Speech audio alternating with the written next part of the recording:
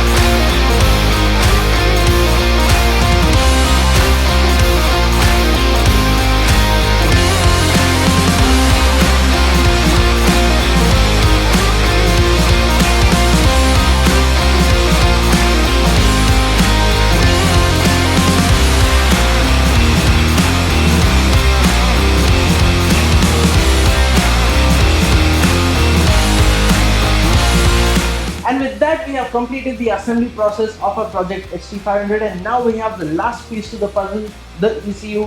And for that, we bring in the man himself, Mr. Nisar Khan, founder of NMW Racing, and he's won over 200 trophies in races across the country. And Mr. Nisar Khan, please tell us about your ECU.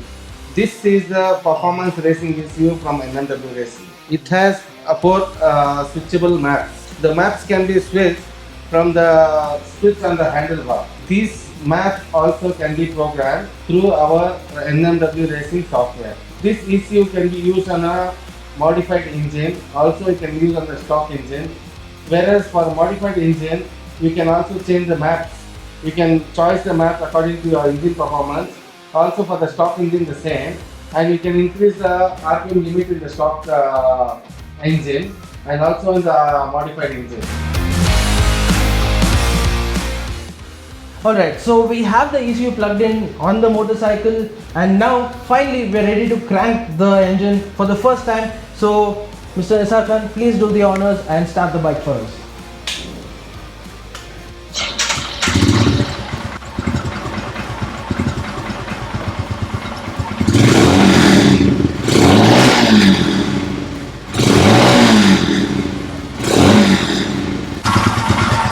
So there we have it, the engine has been started for the very first time. Thank you very much, Nisar. Thank you.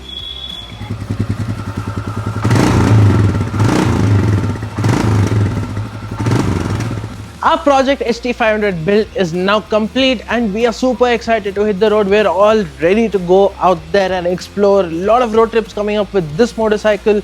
We're gonna go on off-road excursions, etc, etc. Also, yes, of course, we have to put the performance to the test. We're gonna dyno the engine. We're gonna do lots of things with this motorcycle. However, before we start to do all of that, we have to run in this engine, and we're gonna start doing that, well, right now. However, before we get into running in, I'm here to tell you a little about running in. There are a lot of definitions about running in. There are a lot of people saying lots of different things about running in.